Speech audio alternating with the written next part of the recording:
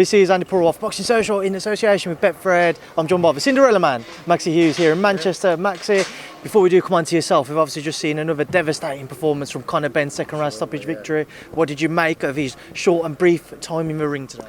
I predicted, I said it wouldn't go past 5 rounds, so he did what he expected from, in my opinion, came out with spitefulness, intent, and just pure devastation. So, he did everything he said he was going to do and what he normally always wants to do. So, that were there, and I'm ready for, I'm excited for what's next for him.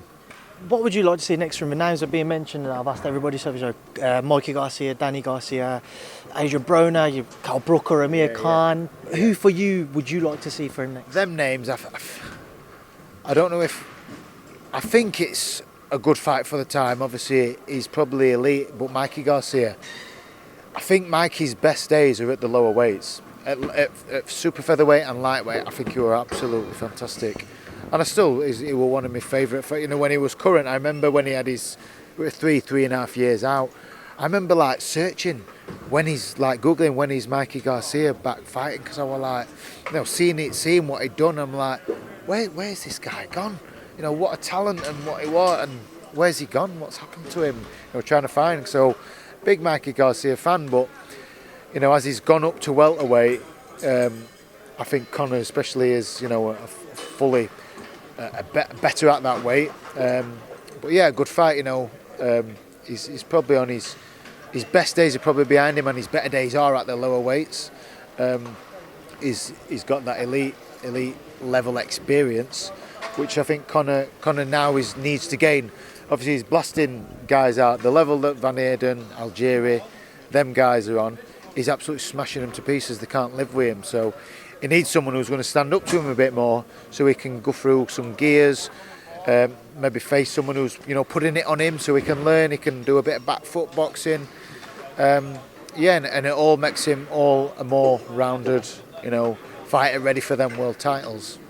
Away from Conor, onto yourself. I know you did an interview with my colleague Ryan Elliott earlier in the week. Yeah.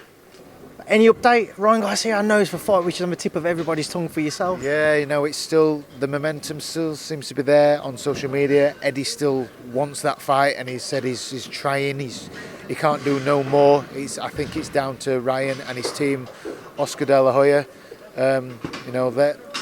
They know our keen interest to either fight over here or go to America. We both fight on the zone. Okay, no. Someone just nearly had a scuffle with Paul Wright. The zone are happy. We both fight on the zone, so they're happy to make that fight. It'll do well. The other belts, Kambosos, Haney, are fighting for them. There's a rematch clause, so that probably taken up for this year, them belts, so they're out of bounds. He ain't going to be fighting any of them. Can't see the Tank Davis winner of that fight. Can't see that being happening for him. So I've got the other belt. It's not one of the 4 main world titles, but it's an IBO. It's a piece of the puzzle. It's a belt. Now when it holds its value. So what? I won't be difficult in my negotiations. I'm not greedy. I'm not prima donna. Not after this. Not after that. I ain't got no demands. Just want the fight to be made and on a level playing field. That's all I want.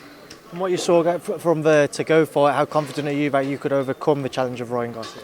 Yeah, as I say all the time, I would find a way to win. Our styles is to come forward aggressive. He throw a bit like Conor, but probably not as intent as Conor. But he throws everything to try and, with that intent to try and stop the fight. He couldn't have that success because I think Tagu was a bit elusive, bit not as interested in maybe he had that confidence knocked out of him early doors, but I'm confident in that fight. I wouldn't take it if I didn't think I could win. And I would be writ off. Nobody would give me a chance. Too old, don't punch hard enough, not a big enough name. All naysayers, and they'd be the first people to come pat me on back when I win. It could ever be 2 ways. It could be like, Maxi Hughes, great win, fantastic, just beat the future of boxing, or Ryan Garcia's been beat by Maxi Hughes. Ryan wasn't that good anyway. It could be like that. How fickle boxing is, and the casuals are fickle. So we'll see. But, you know, I would know, and, you know, people's opinions who I respect, everybody around here now, you know, I'm sure that I'd get their opinion, and that's what would mean a lot by beating somebody like Garcia. Well, Max, we'll leave that there now because I know yourself and Josh getting ready to shoot back home, so I appreciate your time tonight. Hopefully we have a new update on you as well soon. Thank you for speaking to me. Cheers, mate. Thank you.